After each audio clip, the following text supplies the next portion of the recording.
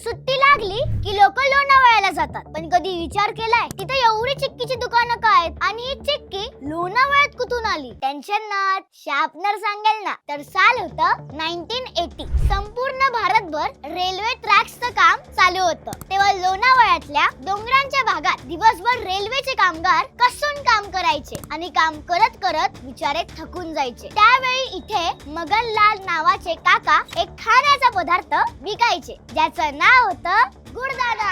गुडदाणा म्हणजे गुड आणि शेंगदाणा यापासून बनलेला पदार्थ. स्वस्तात मिळणारा हा खाऊ या कर्मचाऱ्यांना खूप आवडला आणि हे खाऊन त्यांना एनर्जी मिळायची. आणि मग काय, हा गुडदाणा इथं एकदम फेमस झाला आणि इथेच मिळाला भारताला त्याचा पहिला प्रोटीन बार. पण याच्या चिकटपणामुळे लोक याला चिक्की असं म्हणायला लागली आणि ह्याची मागणी इतकी वाढली की इंग्रज सुद्धा ही चिक्की घरी न्यायला लागले. आता इथे चिक्कीची खूप सारी दुकानं आहेत आणि हे बघितलं की आपल्याला लगेच कळतं की लोणावळा आला.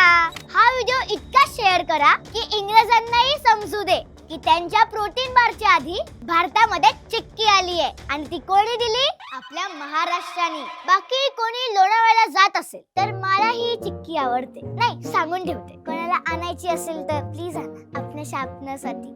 शार्पनर